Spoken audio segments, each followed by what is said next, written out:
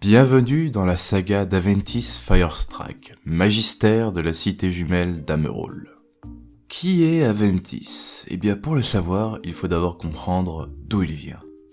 Lors de sa vie de mortel, Aventis, alors appelé Avente, était un mage de l'Empire Agloraxi, qui avait une philosophie assez simple comme empire. Il y a que les mages qui sont de vrais gens, et le reste, on s'en bat les couilles.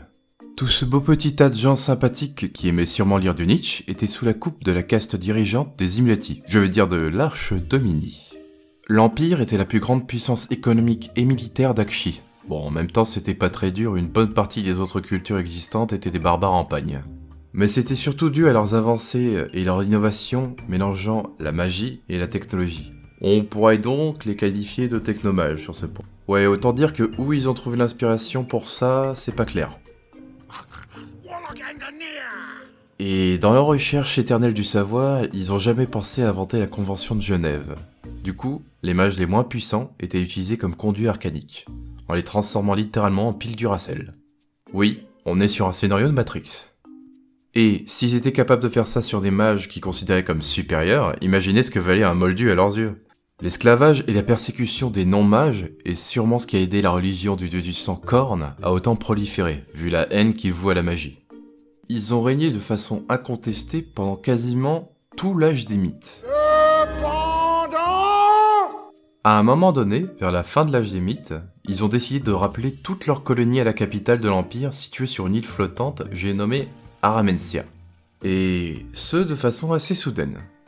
Une partie des Agloraxiens qui ne partageaient pas la philosophie élitiste de l'Empire est restée dans une des colonies, ce qui donnera d'ailleurs plus tard Aspiria. Et ironiquement, spoiler, c'est tout ce qui reste de l'Empire maintenant dans l'âge de Sigmar. Alors pourquoi ils ont fait ça?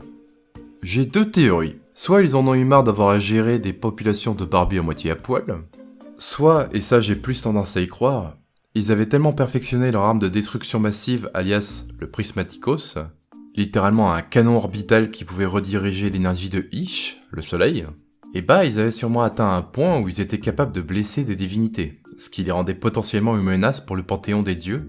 Donc à mon avis, Sigmar et sa clique ont toqué à leur porte un jour et leur ont gentiment dit de se calmer. Quand l'âge de chaos est arrivé, pendant que Korgoskul, le champion de la marée de sang, a commencé sa petite croisade infernale pour Khorne, en massacrant et soumettant les tribus de barbares d'Akshi, et bah les Agloraxiens ils étaient tous tranquilles pépères sur Aramentia, bien à l'abri sur leur cité flottante, d'où ils pouvaient bombarder les armées de Khorne sans aucun respect. Khorne, dieu du chaos, du sang, de la colère et de la haine, l'a étonnamment mal pris. Il a poussé un hurlement de rage tellement fort qu'il a déchiré la réalité et un point rouge gigantesque de la taille de l'île a bitchlap la cité. Ce qui a permis aux armées de Khorne d'enfin pénétrer dans la cité, et ce faisant, sauter le glas dans l'Empire Agloraxi.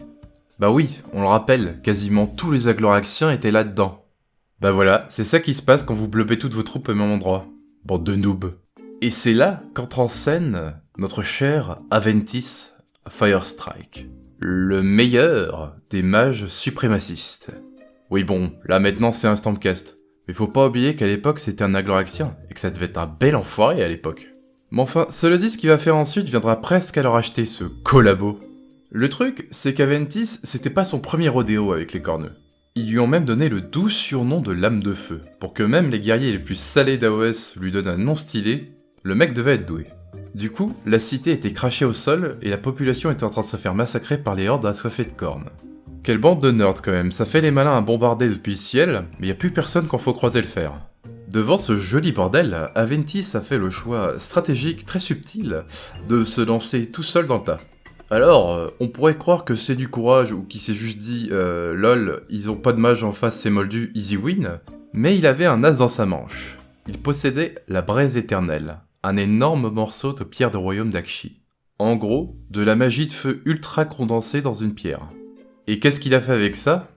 Il a gobé ce con, ce qui a eu pour effet de lui faire comprendre le sens de la combustion spontanée, devenant concrètement une tempête de feu intelligente. Mais après quelques heures et un joli barbecue de corneaux, il a fini par se faire encercler par les forces de Khorne qui ont fini par l'abattre, laissant probablement un silence assez soudain dans le cratère de magma que devait être le champ de bataille. Rip Avente. Quand tout d'un coup, un éclair fendit le ciel, happant la dépouille de notre kamikaze préféré. Sigmar est assez tolérant sur les champions qu'il choisit quand on y pense. Les Agloraxiens étaient quand même des sacrés tyrans. Ou alors c'est ça qui lui plaisait, je veux dire on l'appelle le dieu roi. À part un despote tyrannique, qui choisirait un titre pareil?